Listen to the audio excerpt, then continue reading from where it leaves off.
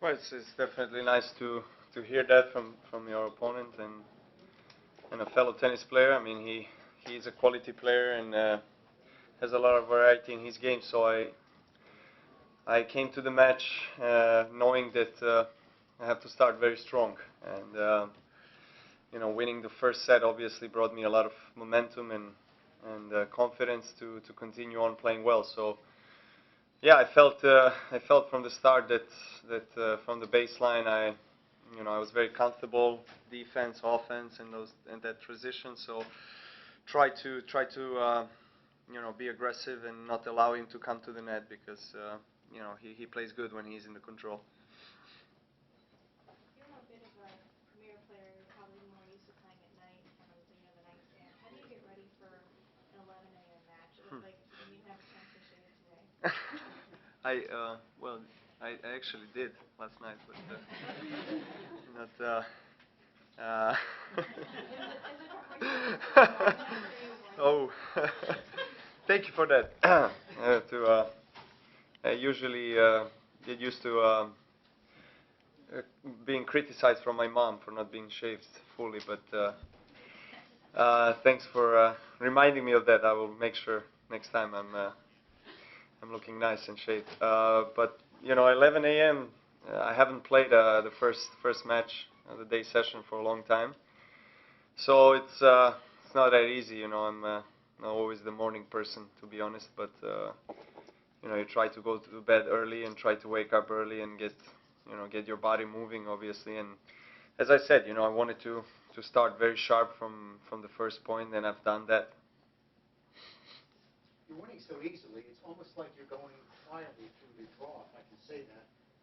Andy's, of course, making headlines, and there's always Roger, but you're just going out there and winning straight sets and getting off the court. Does it seem like almost, strangely enough, under the radar so far? Well, I've had well, situations and periods in my career where I was under the radar, where I was in the spotlight, if you want to call it that way.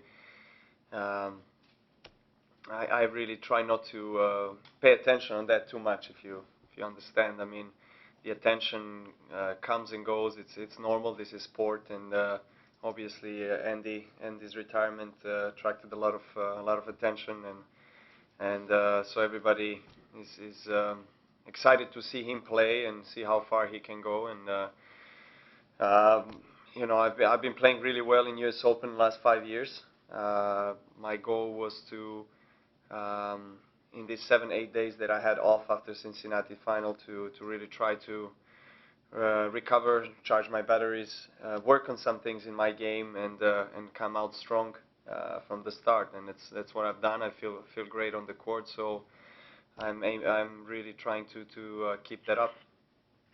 Novak, please, what are your comments about Djokovic, one more guy that comes from a country that doesn't have too much tradition in competitive tennis? You're asking me about who, sorry? Djokovic. Djokovic? Yeah.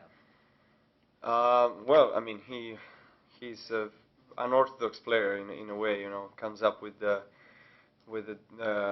some unexpected shots, but I guess that's something that makes him good and very dangerous player on any surface, because he can serve really well. He has a very quick and fast motion. He's probably one of the most dynamic tennis players that are at this moment. Very fast off the court and good forehand, comes to the net, very good slice. We played last year in here, I think third, fourth round, and had a very long first set. So he can be a dangerous player. I think hardcourt is his service. You have such a great return of serve. Many say it's the best around.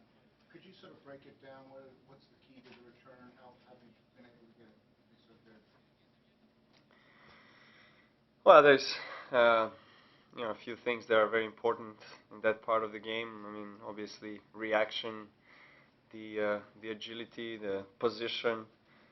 So I mean, my game is based on a baseline, and yes, the return has been serving quite well throughout my career. So I try to use it always as a weapon. And today you have, I think, better returners than than servers. I mean, that wasn't the case maybe 15 years ago. You had more serve and volley players, but nowadays, since the return game has improved so much in our sport, not many players come to the net. So I mean, I guess it's good to have that as a weapon. And who is it toughest for you to return against? There are a lot of big serves out there, but is it that in that way, or just Well, I mean, Isner is right up there. You know, Isner, Karlovic, these two guys, 6'10", and serving a very high first serve percentage and very strong and precise. You know, the angle that they create is just incredible. So, I mean, it's always very difficult to return against them. do you have to guess?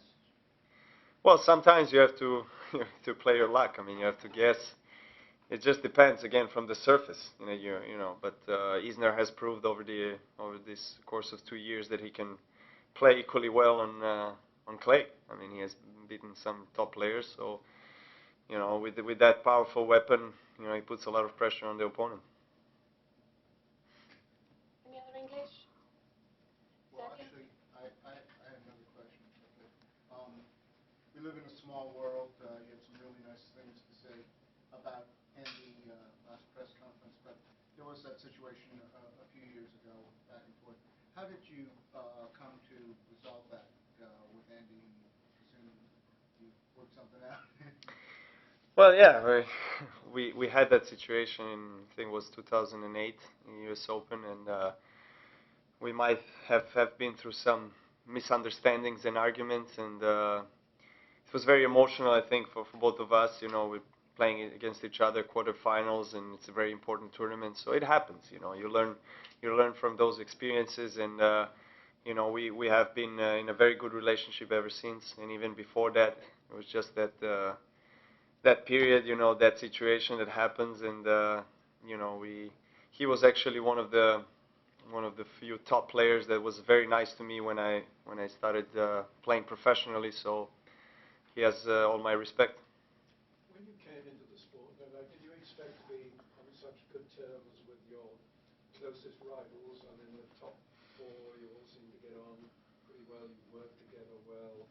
It must be very difficult because you're real competitors, aren't you? Well, that's true. You know, I mean, the tennis represents something very good in the sport. I think in general, if you look at the other sports, not many sports can say that they have their toughest and biggest rivals paying so much respect and appreciations to others. So I mean, that's a very strong message that we are sending from men's tennis, and it's really important. It's really good. I mean, I've learned a lot, you know, from my biggest rivals, you know, on and off the court. I mean, they're Nadal and Federer, they're big champions. So, and we always had lots of respect with each other, to each other. Of course, you know, we are rivals and we want to win against each other, and we're always, you know, playing lots of matches for major titles. But in the end, it's only a sport. It's only a game. You know, you need to always appreciate your opponent.